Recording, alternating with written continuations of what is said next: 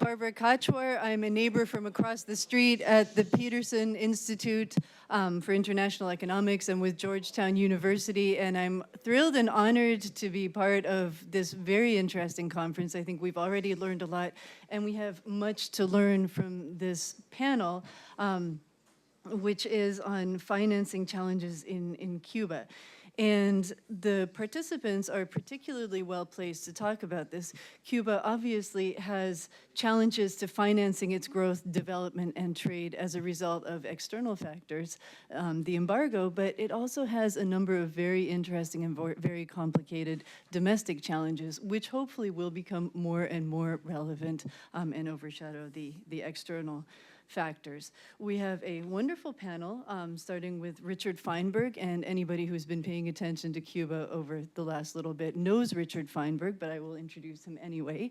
He's a non-resident senior fellow in the Latin American Initiative here at Brookings, and in the winters, he's a professor of international political economy at the School of International Relations and Pacific Studies at the University of California in beautiful San Diego, and does his field research in Cuba, where he has done seminal work on emerging entrepreneurs and the middle class, so he can tell us when Cubans go to sleep as bureaucrats and wake up as successful entrepreneurs. He's also an avid consumer of Cuban services, and so always comes back and shows us the quality of the Cuban service economy through his haircuts. And so he was also at the National Security Council, where he was the principal architect of the 1994 Summit of the Americas, so has a wide experience in inter-American relations, has served as the president of the Inter-American Dialogue. And I'm not going to read the rest of your bio because that will take too much time. But his publications are available the most recent on Cuba are available on the Brookings website. Good reading for all. Zaira Pons comes to us from Cuba. She's a researcher and instructor at the Center for the Study of the Cuban Economy. She's a 2008 graduate of the University of Havana in economics. She's a statistician and an econometrician, and she's been looking at foreign direct investment in Cuba, issues of inflation, taxation, human capital, has done some really interesting work on fiscal policy in Cuba. So I'm really interested in looking to see what she has to say. Germán Rios is the strategic director of strategic affairs at the CAF, the Development Bank of Latin America. He has a long history also. He's taught macroeconomics at the Catholic University in Caracas in Venezuela. He's an expert on fiscal policy, cost-benefit analysis, and microeconomics. And he will be talking to us about the challenges of infrastructure and what the CAF is doing and is planning to do to help Cuba with its growth and development. And last but not least, Yaima Doime-Adios is also a professor and researcher in macroeconomics and growth at the University of Havana. She was recently a visitor at Columbia University in New York last year. She's the assistant dean of the School of Economics in Havana. Her publications include topics related to macroeconomic policies, economic growth in Cuba, monetary unification in Cuba, a topic that weighs heavily on many people's mind. And she'll be talking to us about the internal sources of financing. So without further ado, I'm going to ask Dr. Feinberg to give us his presentation. Thank you very much. Thanks very much, Barbara. It's been a wonderful start to the morning. There's such an atmosphere of expectation and optimism. Those of us who have been working on Cuba over the years, this is such a dramatic change, and it's wonderful to be part of such a new atmosphere. It's a pleasure to be on this particular panel with two outstanding Cuban economists, Zaira and Yaima, and also with my good friends Germán and Barbara. There's no more important topic for Cuba than development finance. The island, despite the optimism of the morning's panel, the island is mired in a low investment, low growth trap. Investment to GDP is only about 10%. That's way, way below the regional average of 20 to 25%. 10% investment GDP is not even enough to replace the aging capital stock, not enough to replace and modernize the housing stock, as is obvious to anyone who visits the major cities in Cuba. if we take the official numbers of GDP at 80 billion, then we need another 10% of that to be for investment to get to your 20% total. That means Cuba needs $8 billion more per year in investment, most of which would have to come from external finance. So how do we get that additional $8 billion in external finance each year for Cuba? And I would identify four major potential sources for this investment finance. One, tourism. Two, other forms of foreign investment outside of tourism. Three, a topic already broached today, the diaspora, both the new diaspora, as Juan Triana discussed, as well as the older diaspora, and the international financial institutions. So first, on the tourism. Tourism is clearly the one area where you could get a quick shot of growth for Cuba. Who here in this room doesn't have friends and relatives who are dying to visit the island? The constraint, in fact, is on the supply side. Can Cuba put together enough beds? Can they overcome the shortage of rooms, as well as the other services required for a good and healthy tourism sector? And can Cuba put in place not only enough hotels and rooms, but also the quality of services and the variety of tourism destinations that will be necessary for repeat visits to make tourism sustainable in Cuba? Last year, the Cuban government released a portfolio of 246 desired investment projects. Tourism was at the top of that list, a whole series of potential projects, including tourism, condos, golf resorts, all laid out by the government of Cuba. They even told us how much it would cost to play a game of golf, 70 to 85 bucks. 18 holes, not bad, much cheaper than in Florida. So all of you guys who like to play golf, the potential is laid out by the Cuban government. However, at the same time, the government, according to that report, is setting aside most of the really juicy tourism opportunities for itself. That is to say, the high-return, low-risk locations of urban Havana and the Varadero beaches in those prime areas, according to the Cuban government document, international participation will be the exception. That is to say, the safe yields are reserved for state-owned firms, especially Gaviota. But do Gaviota and other Cuban state-owned enterprises, do they have the capital and do they have the hospitality expertise to ensure repeat visits and to build beds fast enough to meet the surging demand? I would argue that in tourism investment, it's time for the Cuban government to place the national economic interest above the interest of particular state-owned enterprises and to open the door wide to international investment in tourism. Also, that the government now, not later, design a smart regulatory framework, new institutions to ensure sustainable and healthy tourism.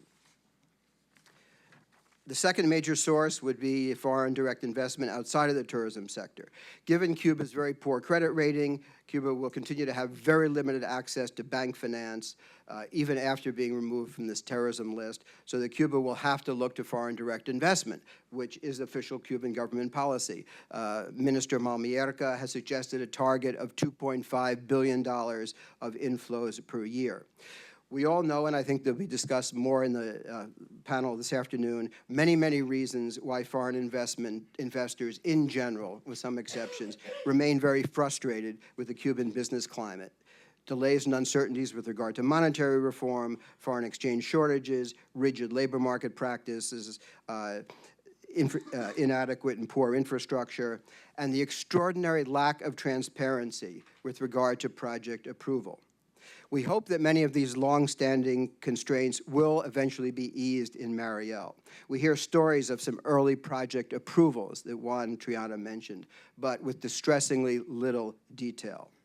Fundamentally, the government of Cuba will have to decide, does it really consider foreign direct investment a major pillar of its future development strategy? And will it make Cuba cost competitive with with regard and relative to alternative locations for investors in the Caribbean and worldwide. Third source of foreign investment, a topic largely forbidden up until now, although one, Triana, put it on the table, the future role of the diaspora, the old and new, in investment. At 2 million individuals in the United States, that's nearly 20% of the population on the island, and infinitely richer in financial assets. Remittances, the good news here is remittances are projected to jump from 1.2 billion a year. Sometimes the numbers you see in the media are exaggerated, from 1.2 billion to double to about 2.4 billion next year as a result of President Obama's easing of transfers and raising ceilings. Much of these transfers will go to finance the emerging private sector, but so far those investments have to be informal, sub rosa, based on trust. Therefore, they are suboptimal and less efficient than they would be. So what we need in terms of flows from the diaspora, we need to lift them out into the sunlight so that they can be more efficient and more legal. The final source of flows would be the IFIs. Germán will discuss the CAF. The U.S., of course, is not a member of the CAF. Cuba is the only country in the world, other than North Korea, which is only half a country, that's not in the Bretton Woods institutions. It's up to Cuba to decide when, not if, when it wants to join the IFIs. But the U.S. should not stand in the way. With the normalization of diplomatic relations, the U.S. should look to normalization of international financial relations with Cuba. The U.S. executive should open discussions with our Congress on amending legislation that restricts U.S. policies toward Cuban engagement with the IFIs. So, in conclusion, these four potential sources of international finance: tourism, other FDI, the prosperous diaspora, and the resource-rich international financial institutions. Together, and with the right incentives in Cuba, of course, these four sources could inject the required $8 billion per year to propel Cuba onto a more dynamic and sustainable path of economic growth. Thank you.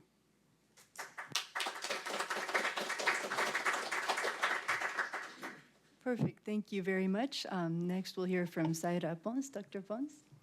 Okay, bueno, muchas gracias por la invitación. Thank you very much for the invitation. I'm going to speak in Spanish because I feel much more comfortable. I'm going to try to speak as slowly as possible to give time for the simultaneous interpreter. I'm going to talk specifically about the dilemma, shall we call it, faced by public finances prior to the transformation process that's taken place in the Cuban economy. A basic, fundamental point of the transformations that are taking place right now is to grant greater autonomy to state enterprises. There is required a change in the relationship between the state enterprises and state, so that these enterprises can have and control with greater leeway and freedom and make decisions with regard to investment, with regard to salaries and other aspects. This entails a change between the way in which the state engaged with these enterprises, which was direct control over of all the resources of these enterprises, to moving towards a relationship that's more based on, we could call a modern state, modern public finances, a state enterprise state relationship based on taxes, subsidies, and contracts. What is the risk entailed in such a change in this relationship? The fundamental risk is a drop of almost an automatic drop in the revenue for the state for several reasons. Firstly, in Cuba, the tax administration is not a developed administration. And this is because they were used to dealing with large, very controlled enterprises, and now they need to start to change their procedures so they can deal with companies that need to do voluntary reporting.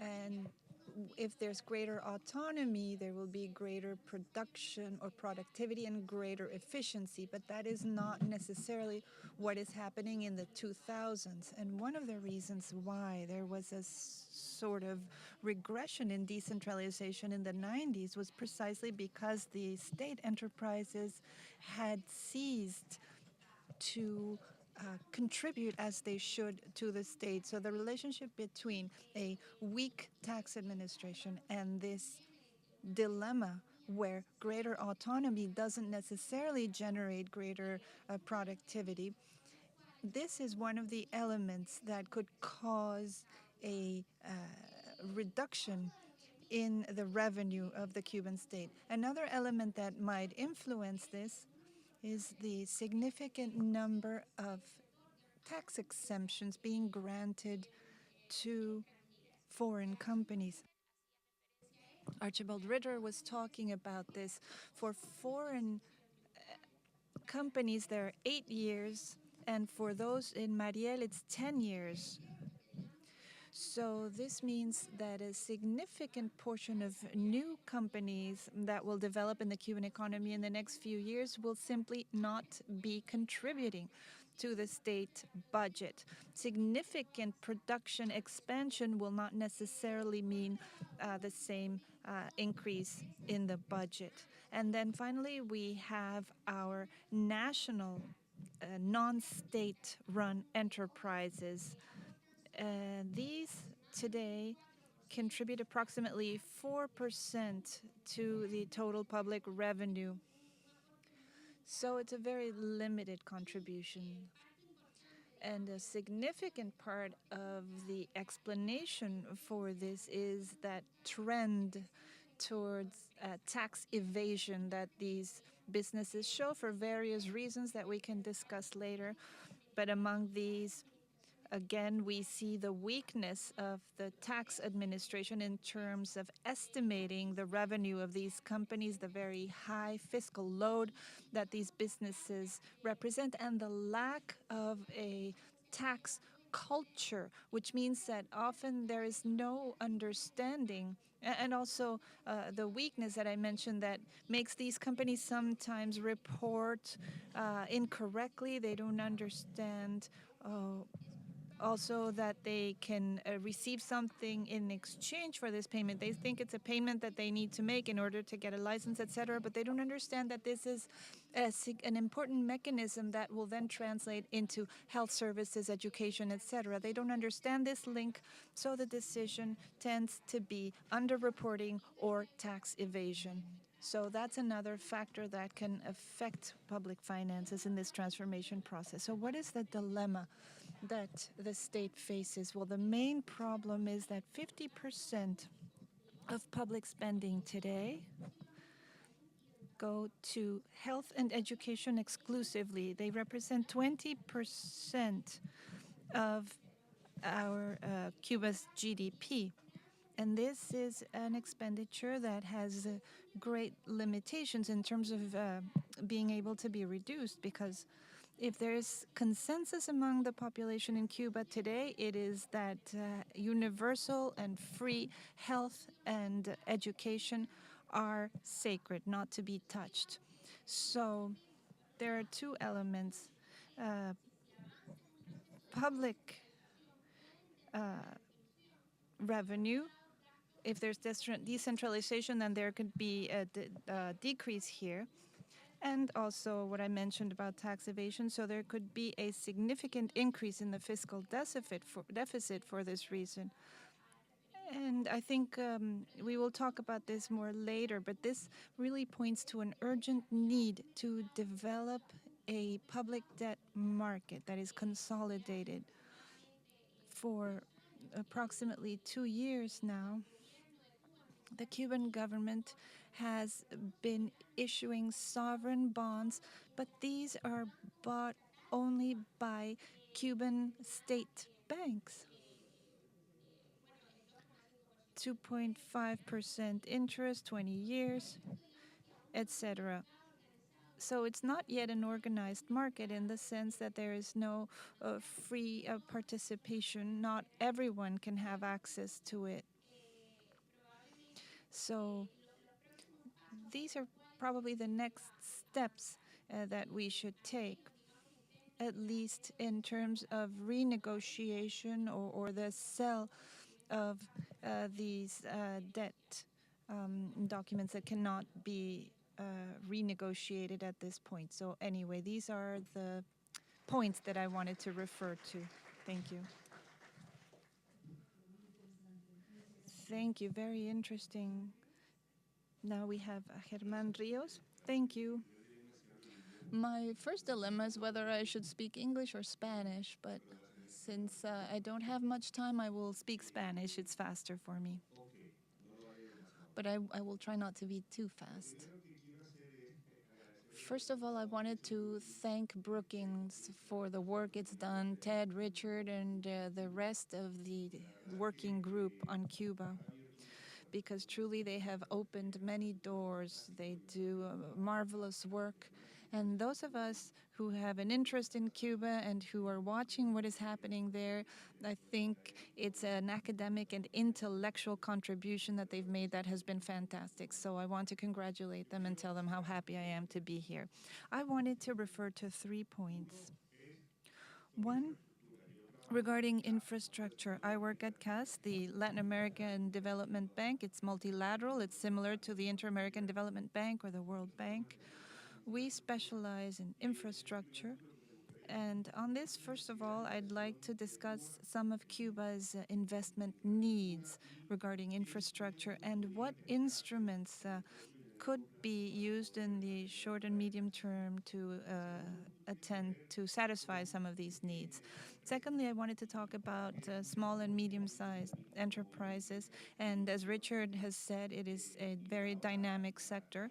And given the financing restrictions that exist currently for this sector in Cuba, we should also think about ideas of ways that we could support them.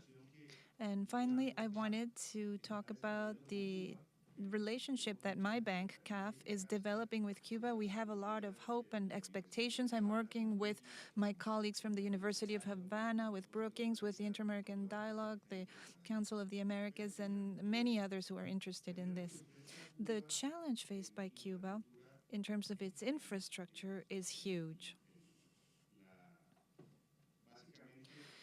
Basically, they need to renew their infrastructure, and this would involve enormous investment. But if we can compare them to the rest of Latin America, as was done in the first panel, we see that the rest of Latin America is also facing huge challenges in this field. In the case of Latin America, where we invest 3% of our GDP, we should actually invest 6% of it in infrastructure. So fiscal resources that the countries have available for this, plus anything that multilateral organizations can provide, is simply not enough. And this is the case in Latin America and will be the case of Cuba as well. It cannot be done without private sector participation. So that is one comment I wanted to make. It is calculated that in Cuba, there is a need to build or repair over 4 million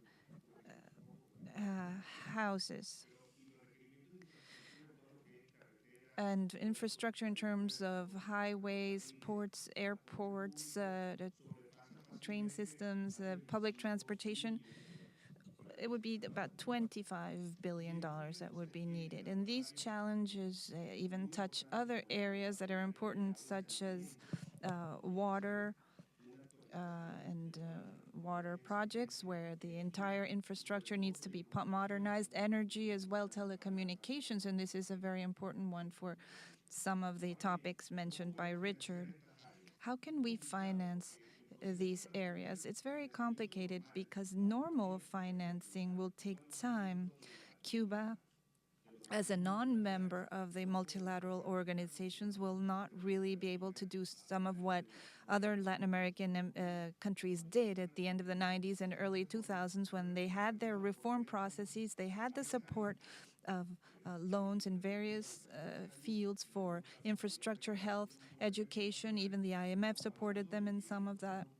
And these were bylines for very significant, very large projects, which could not be carried out in this case. Where I see greater possibilities would be in co-financing with development agencies from other countries, the BND from Brazil, China's Development Bank, the KfW from Germany, or from or with French cooperation at CAF. We are co-financing renewable energy projects and other kinds of projects with some of these organizations. And as Ted was saying, we need to try to find those gaps where we can gain access, and these amounts will not be enough probably for the first phase, but they will be interesting. We also need to find other ways to invest in infrastructure. We're having an interesting experience in Colombia, Peru, and Uruguay, where we are raising funds from investors, and I'm thinking here of the diaspora. And some of these people might be interested in contributing to these funds, but this would require many changes in the institutional framework, a lot of technical cooperation. This is fundamental because we would need to prepare a byline of projects that can be financed, and for this we would require a lot of expertise in many of the areas we will be working on. And I think the infrastructure revolution in Latin America is an experience that will be very important for Cuba. For example, what is happening now with the PPPs, and I will refer to these very quickly because I think this is more of a long-term issue, because in order to be a PPP, you need some macroeconomic conditions that are not present in Cuba yet. So we can have this set of projects, and we can have the possibility of having contracts with different types of specific conditions for what we're doing.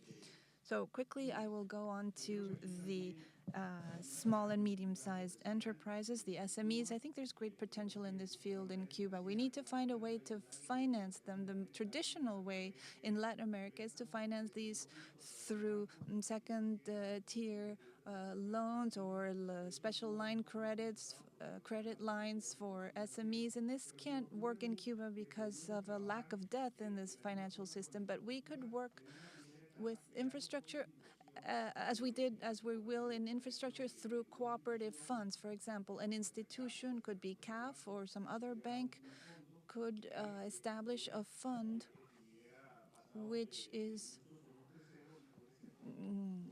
based on a partner, a third partner, and this could be used to finance these SMEs. And to conclude, I'd like to tell you a little bit about what we at CAF are looking towards for the future and how we think we can support Cuba.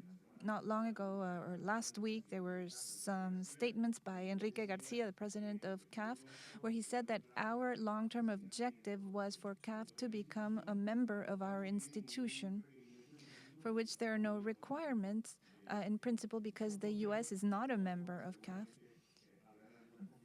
But I'm sure there will be some complications as long as the embargo is there.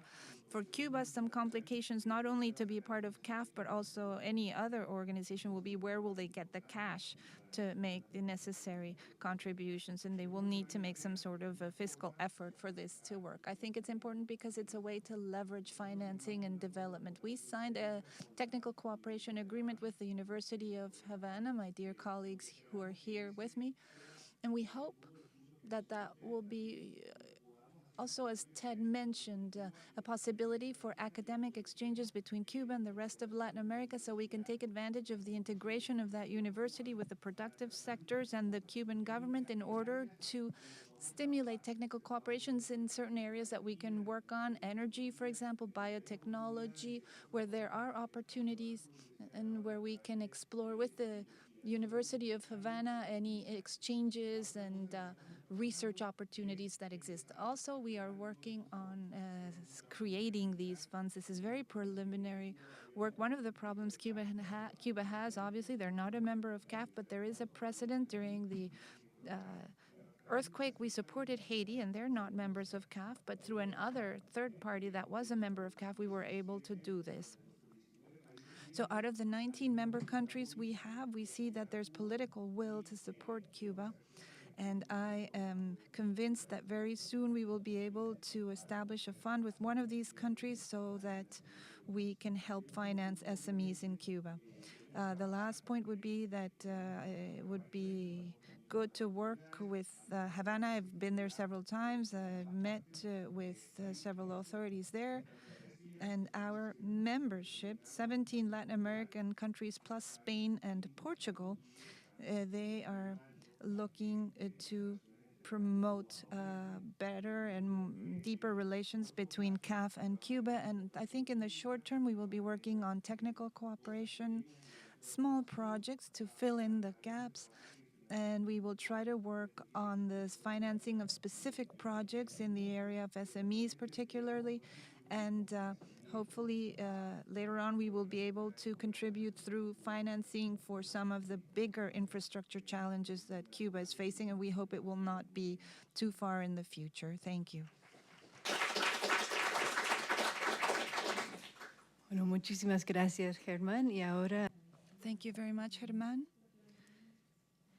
And now if we could give the floor to Dr. Doemadios. I'll try to stick to the question on how to finance the investment we need to grow, right?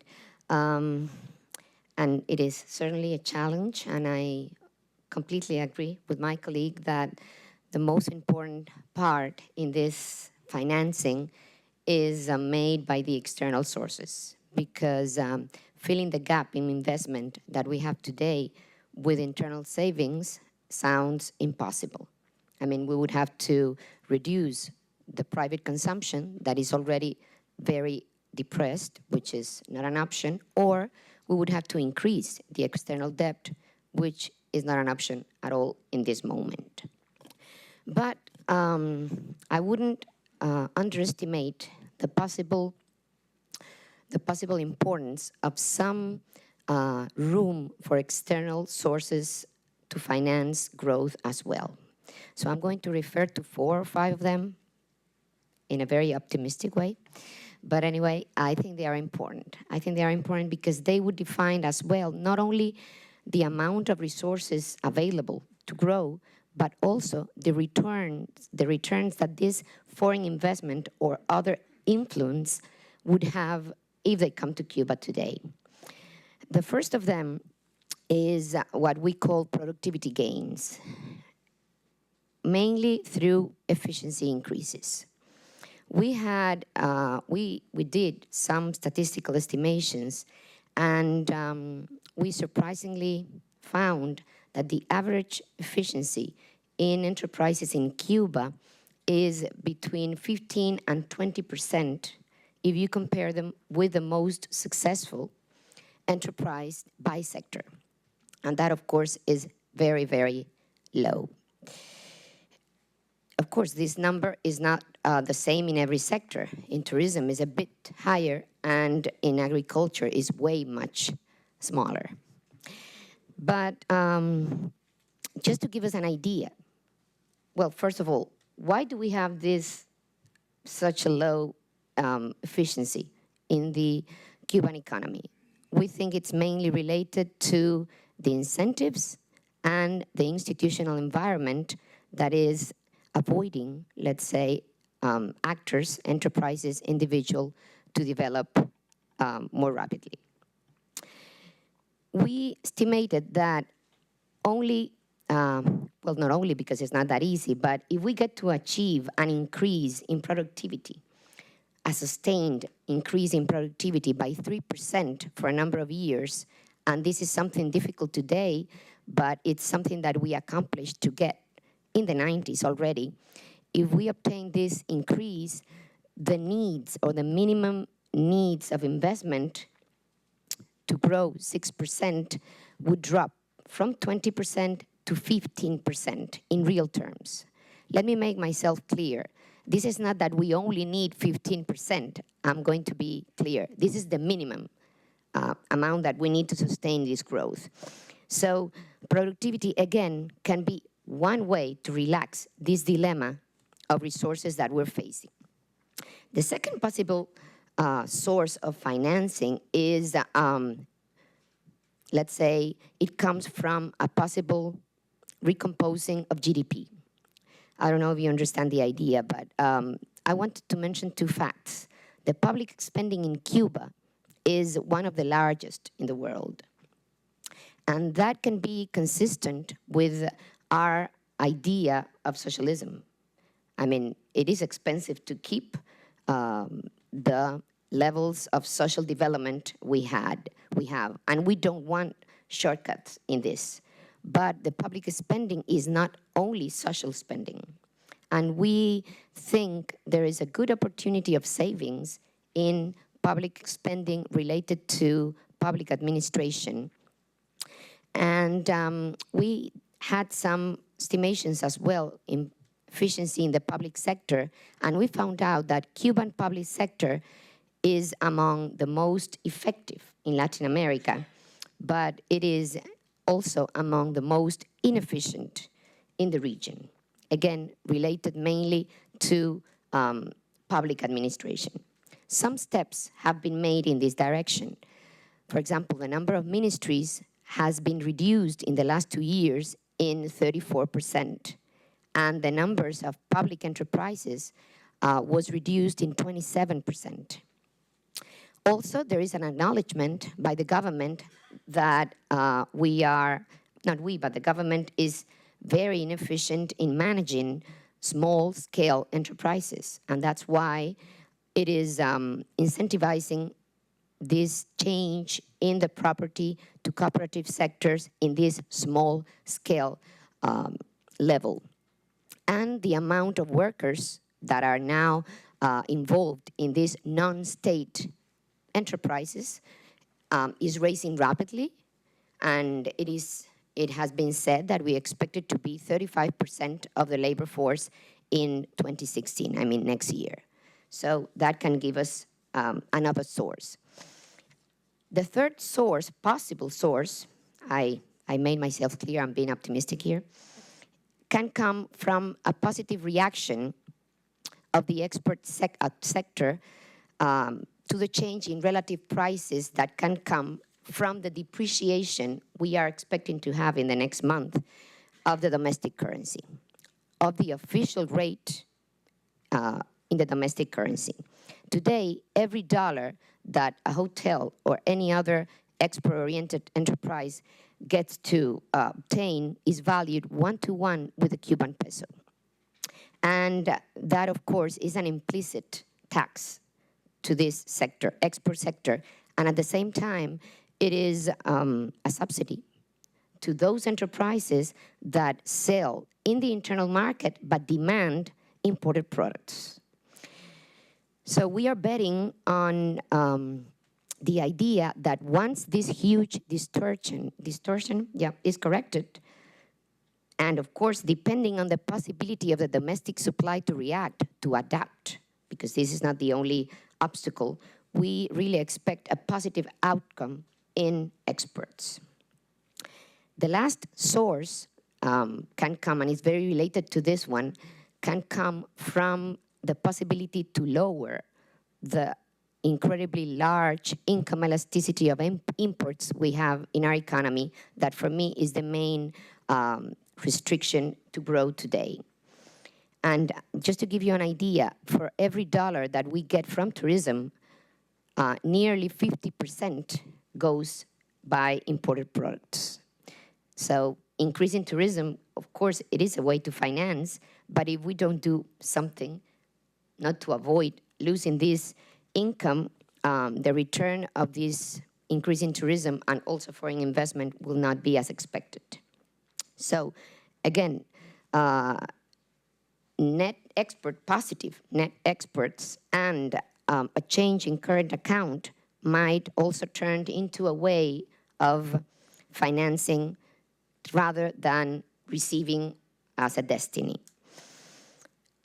Just a final idea, because I was going to sum up, but just a final idea. I'm not really sure that this new environment, as Ida was saying, is going to cause a large public deficit in the future. It is true that I think that our tax system is very slow and, let's say, I don't know, but inefficiently at all. We don't know how to do it, and we're doing that really slowly. But I want to remind that these enterprises are public. We are giving them more autonomy, and maybe we are charging, or we will charge less taxes in the future, But if they really get to react and get more profits, half of those profits in joint ventures or a certain level are going to be for the budget as well. So that might change the picture.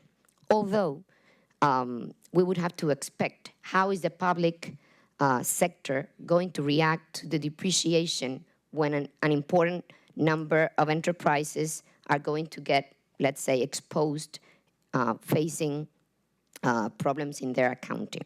So to sum up, I strongly believe that what to produce, I mean, exports better than non-tradable goods. The level of productivity in that production and the degree of efficiency in institutions and public administration that accompany the process of changes we're living can become an important sources of financing as well. Thank you.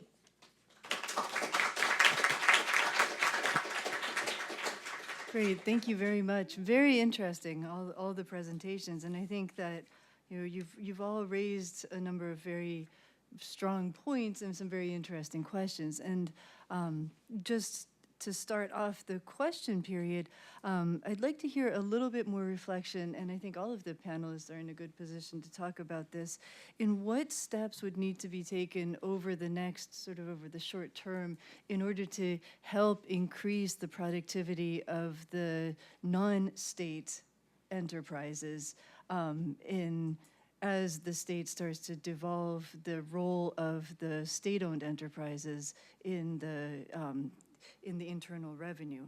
And also, what sorts of elements need to be put in place in order to increase the possibility that the state-owned enterprises will become more productive and will be able to play a more important and a more autonomous role in helping to finance not only the Cuban economy's budget, not only the Cuban government's budget, but also help to stimulate an environment in which you can see increases for productivity. So I don't know who wants to take that. James? I'm going to, well, it's two different questions. One part is the productivity in the non-state, Right. and the other is, and what really concerns to me, because it's the larger part, the productivity in the state-owned. I think that two important things are related to the productivity, this new sector of non-state enterprises. One of them is competition. We should, and that's something we didn't take into account in the 90s, I think, we should stimulate competitions in almost every of these new activities, sectors that are opening now. Because giving them market power of market, I mean, will only give them large profits and will go against their opportunity to reach international levels of competitiveness. So one for me is competition. The second is technology. I mean, if we are betting on activities that are very low technology demanding and that are not connected to the international market because they're not export-oriented activities, we would be making a huge mistake. Because if we take into account that those people that are starting to work there are highly qualified, most of them, I don't know most, but a good percentage of them has a degree, and that would be a very, let's say, a social waste. So that's the second. And of course, as Germán is saying, we would have to support this new sector with a good development in infrastructure, not only technology, but also infrastructure. Otherwise, it would be very difficult to increase productivity. I'm thinking, for example, in agriculture. It's almost completely private or cooperative, and still their efficiency is very, very low. Why? No technology, very few competition, no support in transportation or other infrastructure service, so it's really difficult for them. And of course, they're facing an incomplete market that is giving them the opportunity to earn a I would say, disproportionate amount of profits. Now, that's in the non-state. But talking about state-owned enterprises, I think we would have to change. I'm thinking that we are about to do it, but not yet. That we will have to change the whole incentive system. Today, the system is designed exactly for the opposite. I mean, the winners in this system we have today are not only individuals, but also enterprises. The winners are the ones who produce less or even with less efficiency. Even the price, the way we form state-owned enterprises prices are based exactly on their cost. The biggest their costs are, the biggest are the profits they get. So that's insane. That's one thing. I don't want to take a long time on this because this is not the point, but just one thing related to the labor force. We would have to change, and this is painful for us, for Cubans. We Cubans, we are used to have everything. Everybody has everything. So we're coming from an environment with full employment, no layoffs, a very narrow wage scale, and of course, low productivity. So the incentive is to work less each time. We are trying some system now, but the way has to be not to give more wages, which is, of course, great and very welcome, but we have to link the wages and, of course, the enterprises' profits to their productivity. Otherwise, we won't be able. And we would have to take a very close review to the safety net. We're facing a very wide safety net, and the incentive, again, for a regular Cuban is not to work.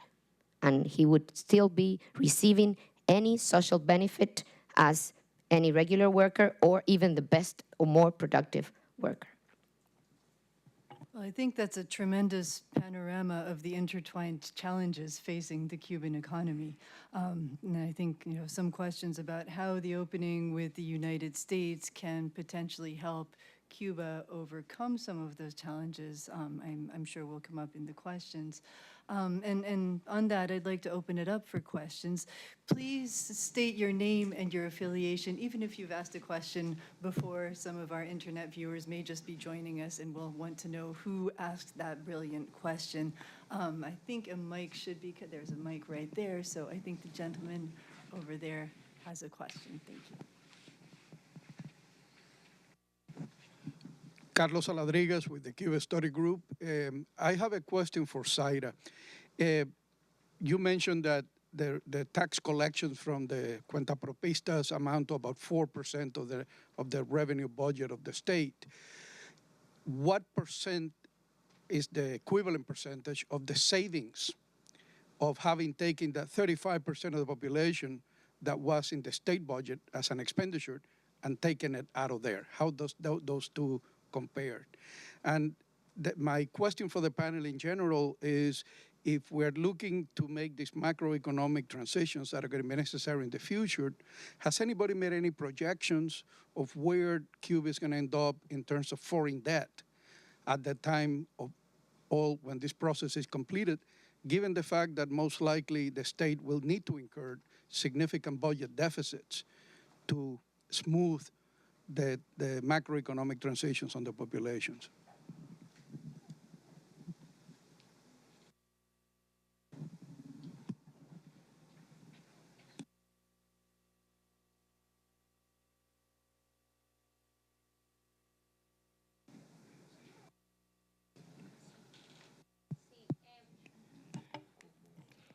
En realidad, Actually, the drop in the size of a public administration, yes, there was a drop of around 560,000 persons were removed from the payrolls of the public sector.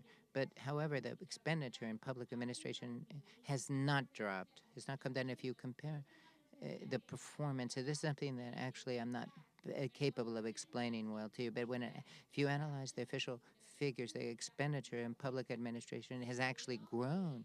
There were fewer over the last few years after 2008. Cuba faced quite a complex financial situation, there were cuts in different parts of the items, budget items like social assistance, investment in different things. But there was no reduction in public administration expenditures.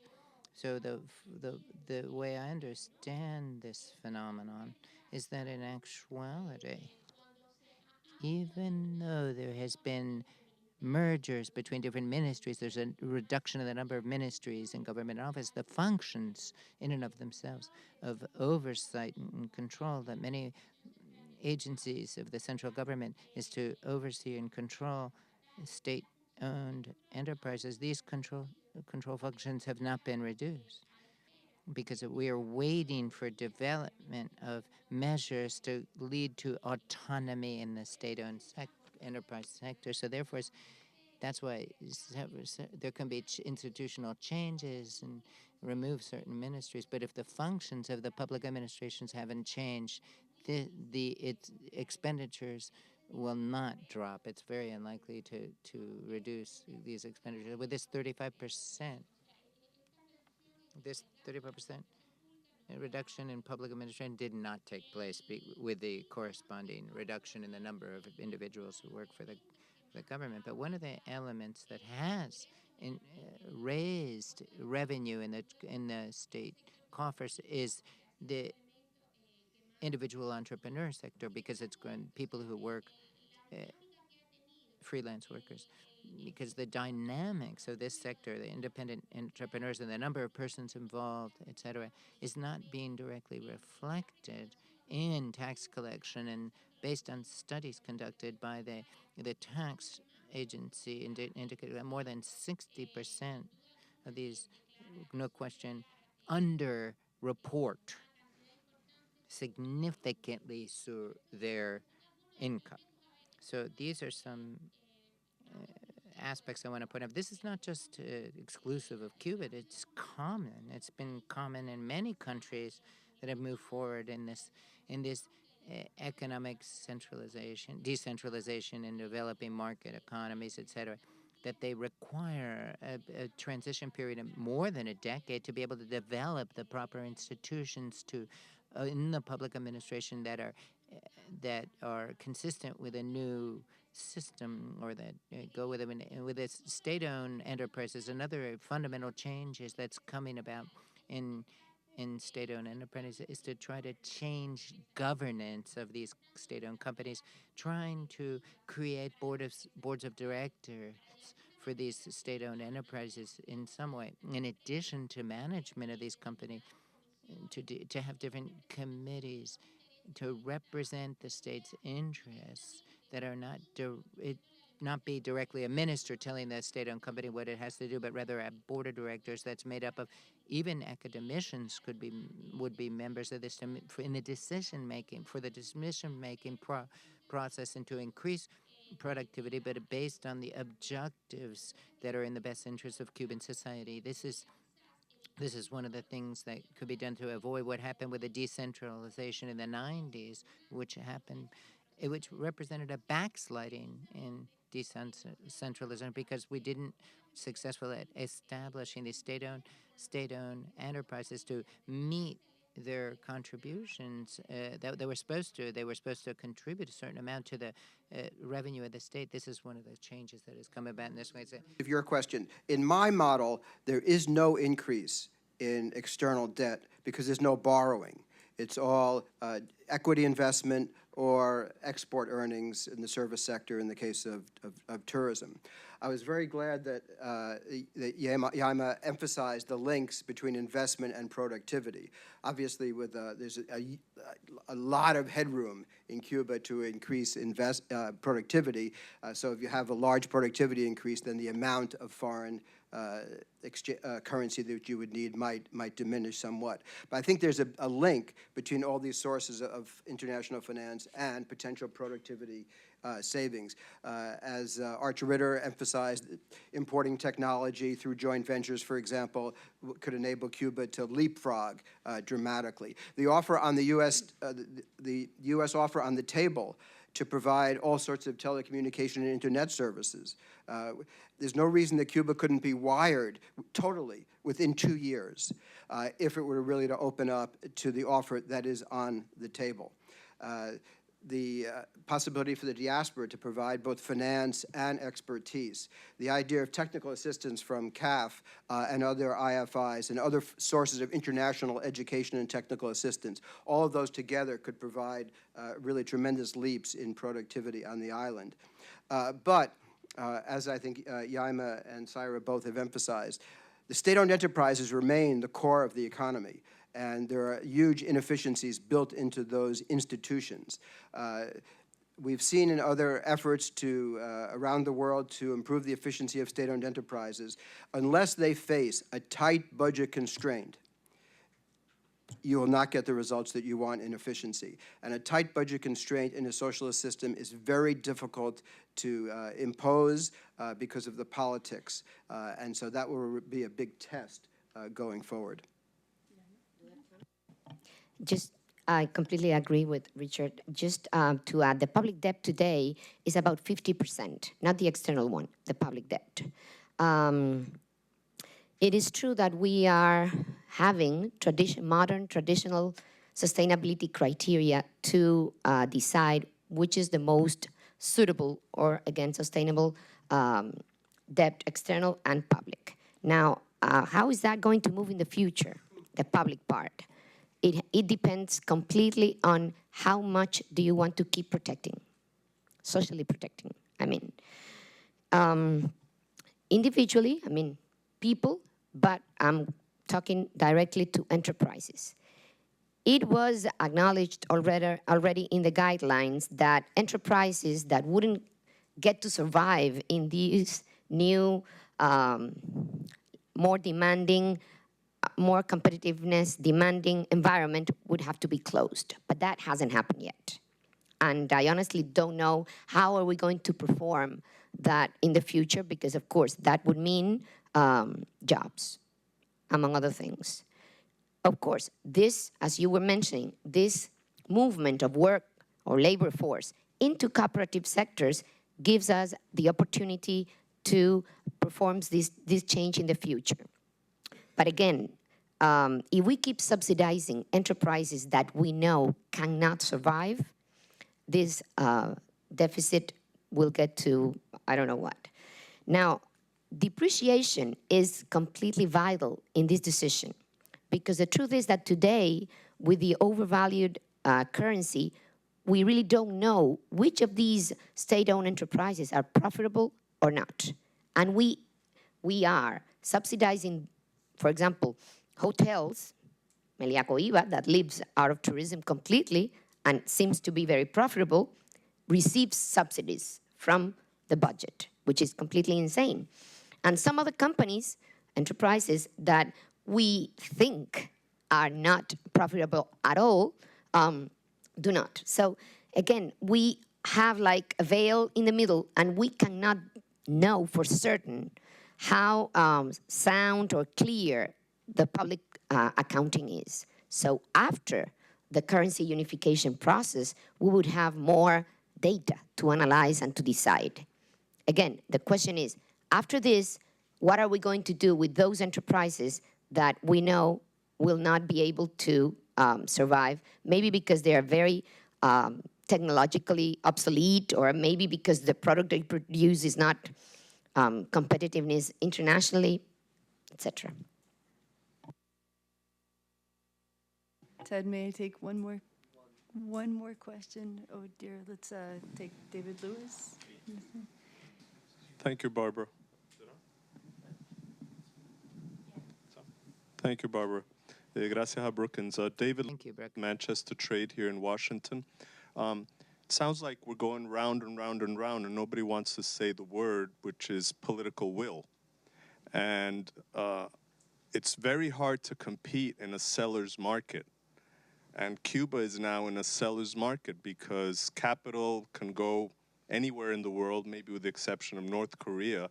And in this region, Latin America and the Caribbean, as CAF will tell you, there's no dearth of projects anywhere for equity capital to say, oh, let me go to Dominican Republic, Jamaica, Nicaragua, Mexico, Chile, wherever.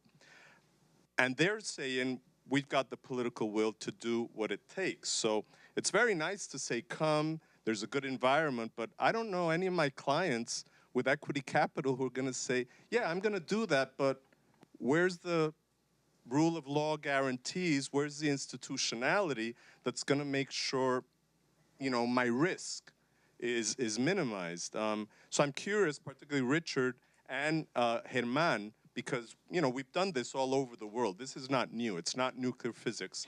What's the political will scenario that you see in Cuba right now for that? Otherwise, it won't happen. Well, I work for a multilateral, so I cannot talk about political will. But I try to tell you something about my personal experience going to Cuba. But let me make one point first related to the debt. You know, also history teaches us that many of these cases of countries with external debt, you know, they couldn't move forward without a package of IFIs working with them. And so from my point of view, I see that they have to make an effort, a fiscal effort. I don't know, I know it is complicated, but they have to do it because they need to make room to let the multilaterals in, because this is the debt that you need now. It's long-term debt, it's project-based, with nice financial conditions, and I know that, you know, they are afraid because the risk of increasing and the fiscal. I know that, but you know, without that, it will be difficult for them to move forward. With regard to the other question, and we see what is going on Latin America. Everybody is creating funds local in local currency. We are doing 3 in Peru, Uruguay, and Colombia. You know, the Chinese are also investing everywhere. I think, you know, my perception is that you know, they are you know, in this seminar we were in Havana a month ago. When we listen to the economists and to the government officials, they know exactly what are the problems. You know, it's amazing. And they could tell you how the unification of the peso will work and everything. They know that very well. And this is not only the academics, also the officials know this very well. So my feeling, and this is not CAF talking, is that I see the political will, and I see they will be moving forward towards having better institutionality to do all these mechanisms that we are trying to put in place in Cuba.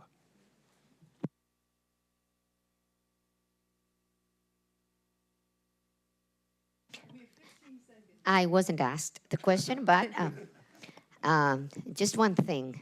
I haven't heard anywhere in newspapers, press, or officials saying that we will do what it takes. I haven't heard that, actually. I mean, we are willing to, and I mean we, not the government, but the Cubans, to incentivize foreign investment, first because we need it, not just because of the money they bring, but because they bring a lot of very important things that we are lacking, like how to do things, how to manage, how to open to the world. So we need to learn from them. I wanted to say this. Now, we won't do whatever it takes, because we all know that foreign investment has or have experienced in many countries not good results or, anyway, results. But I do feel the political will. Yes, if we ask, and Triana was talking about it, the few entrepreneurs, foreign entrepreneurs that we've had in our country for 20 years, you will listen to, I would say, like 100 complaints to the system. And they would be right, undoubtedly. But I don't have enough information of how many of them have left Cuba in 20 years. That's one point. if they would be afraid that they would be expropriated or something like that, I believe that they would have taken their money away a long time ago. So that's one thing. It is a risky market because it's completely new. It's a completely different system, so it's not the same in the rest of the regions, but it's also like a virgin market. So they also say that their preferability is much larger in Cuba than in any other scenario. This is not my area of expertise, so I will just add that, yes, I feel that the political will, it was in the 90s, but in the 90s, we were seeing that, and I think it was quoted like this, as un mal necesario, like something we needed, but we didn't want to. But I think now we need it, and we want to. So maybe that can help to your... Perfect. Well, I think Zaira and Yaima, I think you've offered us some very revealing, very open, and maybe some very revolutionary economic analysis out of Cuba that I think has given us a large scope for thought. Germán, your practical solutions from the point of view of the CAF open up lots of possibilities. The funds that you suggest, maybe there are possibilities for regional projects to start forming and for others to join in. And Richard, as always, a great spot-on analysis of the possibilities and the challenges in Cuba. So please join me in thanking this wonderful panel, and thank you for the interpreters and the organizers.